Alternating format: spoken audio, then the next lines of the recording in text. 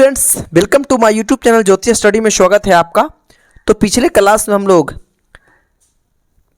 Class 8 का हिंदी हम लोग चैप्टर 2 तक ईदगाह तक तो क्वेश्चन आंसर सॉल्व कर चुके थे। आज यहाँ पे 3 में देखिए क्रमवीर सॉल्व करना है।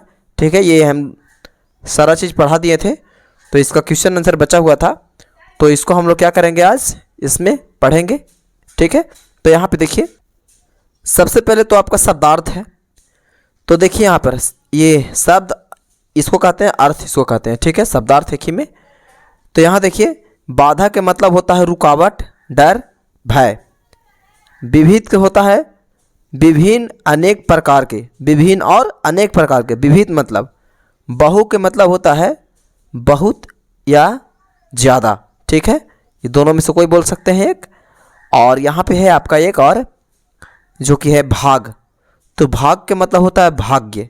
ठीक है ना, भाग्य भविष्य इसको कहते हैं। अब उसके बाद में यहाँ पे है आपका आन है। ठीक है, तो आन का होता है गौरव की भावना। ठीक है, प्रतिज्ञा, संकल्प की भावना। ठीक है, अब यहाँ देखिए रत्न। रत्न मतलब प्रयास, किसी चीज़ को प्रयास करना है, हमारा रत्न है वो। ठीक है, प्रयास है ना। देखिए उज्ज्वल है ये, उज्ज्वल।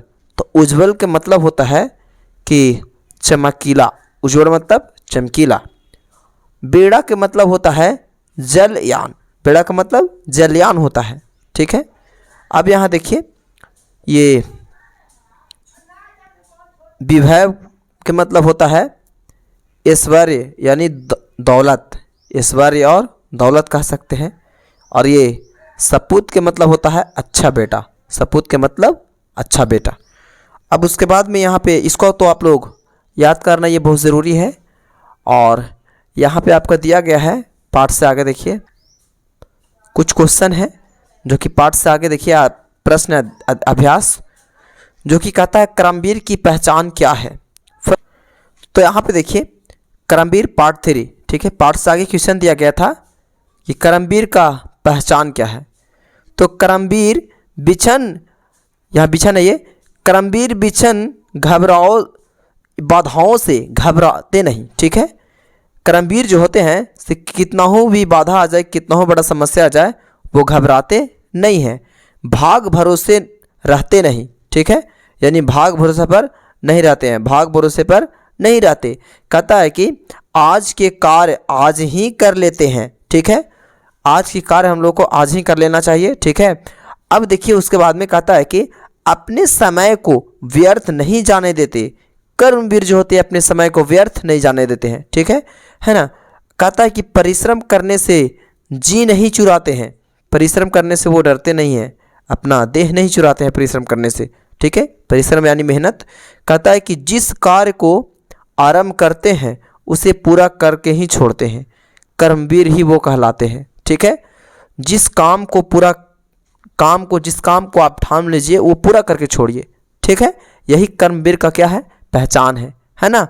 अब उसके बाद में क्वेश्चन नंबर 2 में देखिए यहाँ पे, तो क्वेश्चन नंबर 2 में कहता है कि अपने देश की उन्नति के लिए आप क्या क्या कीजिएगा। अपना देश की उन्नति के लिए आप क्या क्या कीजिएगा, ये आप खुद से लिख सकते हैं। ये चलिए मेरा ये भाषा या आप अपना दूसरा भाषा में भी लिख सकते हैं। तो देखिए मैंने लिखा है कि अपने देश की उन्नति के लिए हम देखिए कर्मनिष्ठ बनेंगे, यानी कर्म के अनुसार चलेंगे। जिस कार्य में हाथ डालेंगे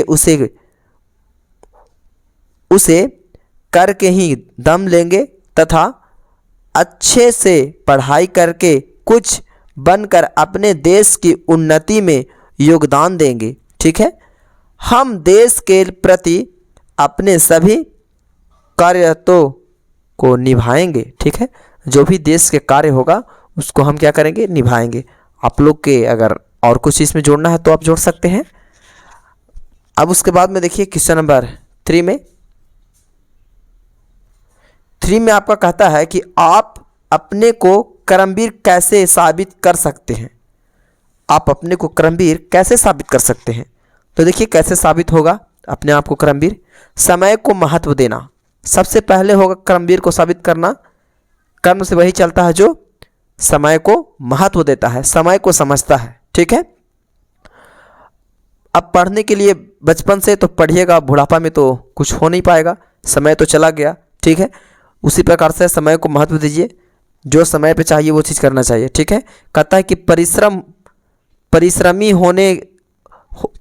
होना, किसी काम को अधूरा ना छोड़ना।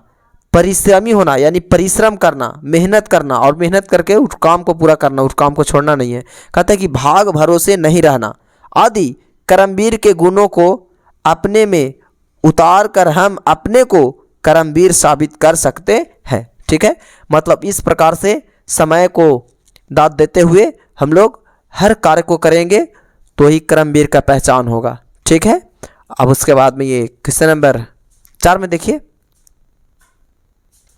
क्वेश्चन नंबर 4 तो नहीं है बट पार्ट से आगे था, ठीक है।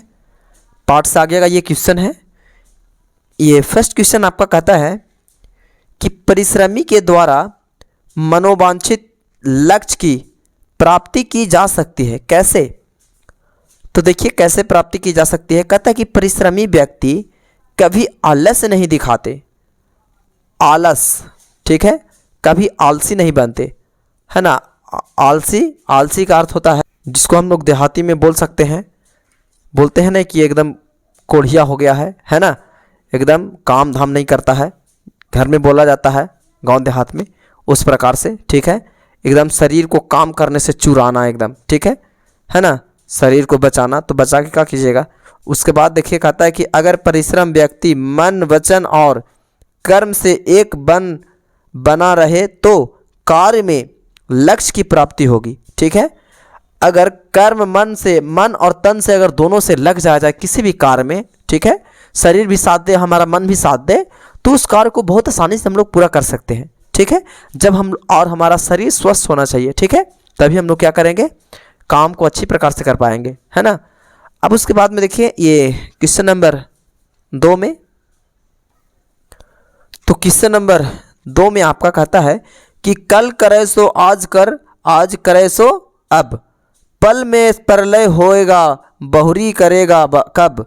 इस पंक्ति का अर्थ लिखिए। इस पंक्ति का अर्थ ये होता है कि आज करना, जिस काम को करते हैं उसे आज ही, जो काम को कल कर रहे हैं उसको आज ही कर लेना चाहिए। पर यहाँ कह रहा है कि कल करो सो आज कर, जो कल करना चाहिए वो आज ही कर लेना चाहिए। और कहता है कि पल भर में होएगा बहुरिया करेगा कब। पल भर में क्या हो जाएगा नहीं हो जाएगा ये किसी को पता नहीं है, ठीक है ना। कहता है कि इस पंक्ति का अर्थ बताएं। तो इस पंक्ति का अर्थ ये होता है कि अभी बताए थे हम लोग कि आज करना, जिस काम को करते हैं उसे आज ही, ठीक है। जो काम को आप ठान लिए आज करना उसको आज कीजिए, ठीक है। कल किसने देखा करने के, कहता है कि काम करने की जगह बातें नहीं बनाते, ठीक है। और काम करने की जगह क्या बातें नहीं बनाते, बस इसको इतना ही आप लोग अपने से जोड़ सकते हैं। जैसे कि अभी बताएं यहाँ पे कि कल करो सो आज, आज करो सो कब अब। तो यानी जो हम लोग को कार्य कल का सोचने हैं वो आज ही कर लेना चाहिए, ठीक है। संभव हो तब आज ही कर लेना चाहिए। अब उसके बाद देखिए ये क्वेश्चन नंबर 3 है। तो यहाँ पे देखिए ये क्वेश्चन नंबर पार्ट से आगे 3 है, वैसे ही लास्ट क्वेश्चन है। कहता है कि आप किसे अपना आदर्श मानते हैं, आप किसे अपना आदर्श मानते हैं। तो यहाँ पर इसका उत्तर हो जाएगा कि हम अपना आदर्श महात्मा गांधी को मानते हैं। आपको जो अच्छे लगते हैं उनको आप लिख सकते हैं, क्योंकि अच्छाई और अहिंसा पर विश्वास करते हैं। कहते हैं कि ये सब आदर्श महात्मा गांधी में मौजूद थे, ठीक है। ये सब महात्मा गांधी में मौजूद थे, ठीक है। वो एक अहिंसक थे, ठीक है, सत्य को हमेशा पालन करते थे, सत्य अहिंसा से चलते थे, है ना। सत्य अहिंसा पर क्या करते थे, विश्वास करते थे महात्मा गांधी, ठीक है। इसलिए हम इसमें महात्मा गांधी का नाम दिए हैं। तो आज के लिए इतना ही काफ़ी। ये कर्मवीर चैप्टर हमारा पार्ट 3 क्लास 8 का सॉल्व हो गया। मिलते हैं नेक्स्ट वीडियो में। आज के लिए इतना ही काफ़ी।